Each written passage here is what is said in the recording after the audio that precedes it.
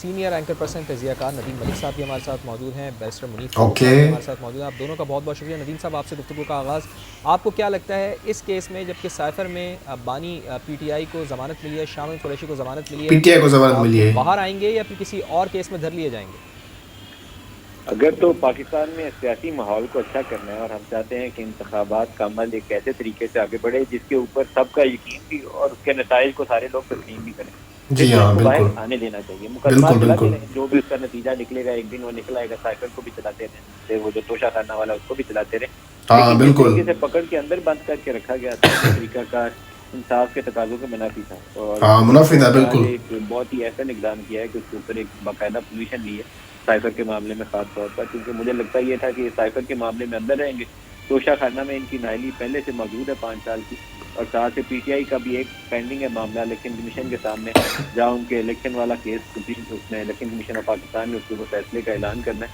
तो ये तीनों चीजें ऐसी थी जो प्रैक्टिकली ना सिर्फ इमरान खान को बल्कि पीटीआई को बल्ले के निशान से भी महरूम कर सकती जी थी, हाँ, और बिल्कुल इमरान महरूम खान करें। को इलेक्शन का पूरा प्रोसेस जो था उससे छीना जा सकता था। बिल्कुल तो जीना इसमें चाह अगर सकता था। इदारे अपना रोल अदा करते हैं और इलेक्शन प्रोसेस में पीटीआई को लेवल प्लेइंग फील्ड मिल जाती है, जिसके लिए वो सुप्रीम कोर्ट के पास भी आते हैं, तो मेरे ख्याल में इससे हाँ बेहतर चीज पाकिस्तान में जमहूरी माहौल को बेहतर बनाने के हवाले से और माशरे के अंदर जो पोलराइजेशन इतनी बढ़ गई है उसको कम करने के लिए इससे बेहतर कोई चीज हो नहीं सकती। हो नहीं सकती बाकी बिल्कुल। 15 हाँ साल जो आपका तो वो छोड़ा जाएगा या किसी और केस में पकड़ लिए जाएंगे, ये अब हुकूमती रवैया देखने के बाद ही पता चलेगा कि हाँ, क्या बाद में करते हैं पता क्या नहीं चलेगा करते हैं। क्या क्योंकि होता है। केसेस की तो उनके ऊपर पूरी अलगार है, 100 यार कोई पता नहीं है कि इससे छोड़िए और तोशा खाना में वो नैब को दे दें कि नैब वाले अब अपनी तहवील में रखेंगे तोशा खाना केस के लिए, अल्लाह ही ठीक है, बेहतर जानता है। ठीक है। आपने कहा हाँ कि शाम तक ये वाज़े हो जाएगा। बैरिस्टर साहब, आपका क्या ख़्याल है कि क्या आपको भी यही लगता है कि जो केसेस की एक यलगार है बानी पीटीआई के ऊपर, तो इस केस में तो उनको रिलीफ मिल गया, उनको बेल मिल गई है, लेकिन क्या अगले केस में फिर उनको धर लिया जाएगा? आपको क्या लगता है? देखिए, इमरान खान साहब को इस वक्त 2 केसेस और हैं जिनमें नैब ने गिरफ्तारी डाली हाँ, है। एक है लेकिन अभी नहीं यार कोई भी केस। जिसके अंदर उनकी जो है तोपों के हवाले से उसमें गिरफ्तारी डली हुई है, और दूसरा जो मामला है वो 190 मिलियन पाउंड के केस का है। ओके, दोनों 190 मिलियन हाई पाउंड। कोर्ट में है, जेर समाअत है। दोनों में इमरान खान साहब को जुडिशल किया हुआ है, वो जेल में है, और वहाँ पर उनकी जमानत होती है नहीं होती वो सिर्फ वक्त बता सकता है। इस तरह भी नदीम मलिक साहब फरमा रहे थे कि ये हुकूमती रवैया पे डिपेंड करेगा कि क्या उन्हें किसी नए केस में धरा जाता है। मैं समझता हूँ कि इसको जरा हम एक्सटेंड कर देते हैं, हुकूमत से ज़्यादा रियासती रवैया क्या होगा आने वाले चंद घंटों के अंदर। शाह महमूद कुरैशी साहब के वकला की जो नुक्ता नज़र है उनका जो वर्जन है वो ये है कि शाह महमूद कुरैशी साहब किसी और केस में उनकी तमाम तर जो फेल बिफोर अरेस्ट की वो कन्फर्म हो चुकी है, और शाह महमूद कुरैशी साहब को इस वक्त किसी और केस के अंदर गिरफ्तारी का सामना नहीं है। अब अगर शाह ओके। महमूद कुरैशी साहब को इस फैसले के बाद उनका बाकायदा तौर पर हम्म। कार है रोका हाँ जारी हाँ होना, फिर फैसला आना रोका जारी होना, फिर किसी का रिलीज होना, अगर तो उन्हें रिलीज करके बाहर जाने दिया जाता है, हाँ, क्योंकि उन पर सिर्फ इल्जाम है, वो इल्जाम है। नहीं है, वो इलेक्शन जी हाँ, ले सकते हैं, जमानत के ऊपर रहते जी हैं। हाँ, बिल्कुल ले अगर तो सकते हैं। ये हो जाता है तो फिर तो आपको लगेगा कि ठीक है, कम से कम शाह महमूद कुरैशी साहब की हद तक मजीद कुछ नहीं हुआ।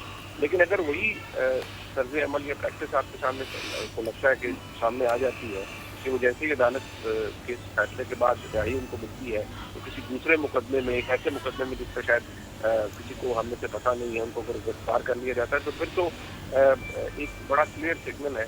वादी उन नज़र में वो कानूनी होगा, लेकिन देखा जाए तो ज्यादती है कि अच्छा, नए से नए बन जाते जाना, किसी को पता ही ना होना केसेस कौन से हैं। जहाँ तक इमरान खान साहब की बात है, उनके लिए कम से कम अभी आज तक तो मुझे नहीं लगता कि गुंजाइश निकल रही है निज़ाम के अंदर। अलबत्ता मैं ये ज़रूर कहूँगा, मैंने पहले भी अर्ज किया, मैं ज़रूर कहूँगा कि इमरान खान साहब एक खुशकिस्मत साबिक वज़ीर आज़म है।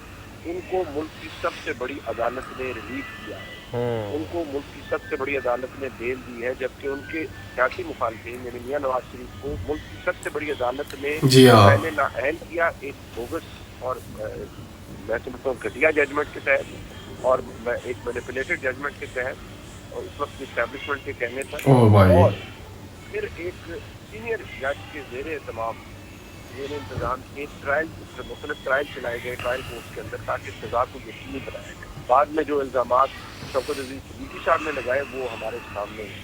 तो वहाँ तो इंसाफ का कत्ल था जो कि नजर आया था। यहाँ कम से कम मुझे आज हौसला अफजाई हुई है कि इमरान खान साहब को मुल्क की सबसे बड़ी अदालत से रिलीज मिला है और दिया गया। ठीक, बैरिस्टर साहब बहुत शुक्रिया आपका, नदीम मलिक साहब आपका भी बहुत शुक्रिया। ओके सो गाइस, देखते हैं क्या होता है आगे।